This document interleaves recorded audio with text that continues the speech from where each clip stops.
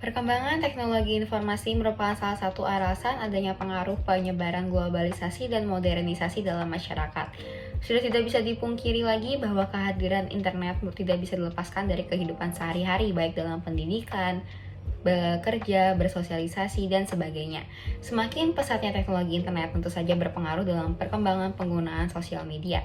Seperti yang berdasarkan data dari We Are Social yang menyatakan bahwa pengguna sosial media aktif di Indonesia menembus angka 68,9% dari total seluruh masyarakat di Indonesia, di mana pengguna sosial media di Indonesia ini mengalami peningkatan sebesar 12,35% dari tahun sebelumnya, di mana ini tuh mencapai hingga 191 juta jiwa pengguna sosial media aktif di Indonesia. Dengan banyaknya pengguna dari sosial media tersebut dapat membawa dampak negatif dan juga dampak positif bagi pengguna.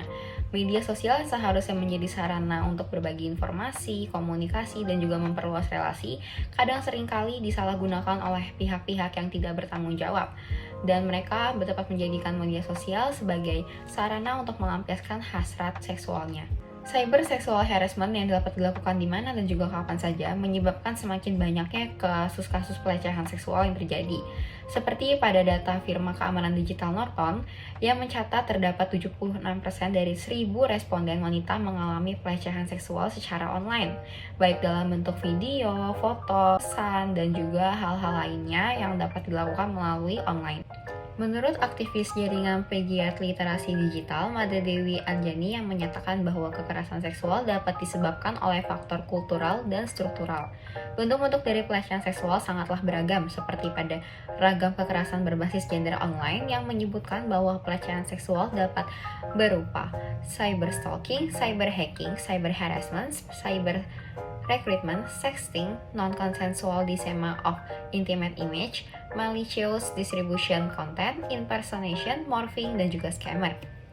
Kekerasan seksual dapat menyebabkan berbagai macam dampak negatif yang pastinya akan berakibat fatal kepada perkembangan mental korban kekerasan seksual itu sendiri.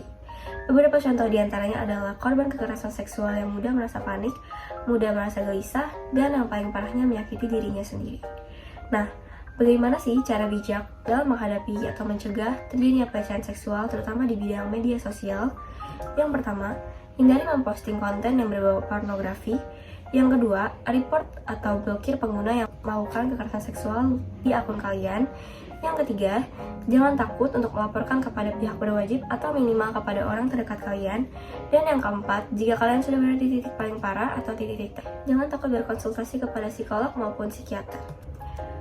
Nah, dari berbagai macam dampak negatif serta penjelasan mengenai kekerasan seksual yang telah dibahas, itulah pentingnya untuk menanamkan edukasi mengenai kekerasan seksual sejak dini. Tentang kekerasan seksual atau harassment pada media sosial juga dapat menyebabkan PTSD atau Post Traumatic Stress Disorder, yang jika tidak segera diatasi dapat menyebabkan bunuh diri. Maka dari itu, yuk stop menjadikan media sosial sebagai wadah dalam tindak kekerasan seksual atau pelecehan seksual. Mari bersama-sama lebih bijak dalam bermedia sosial. Sekian video kami mengenai Sustainable Consumption and Production Social Media on Sexual Harassment. Terima kasih.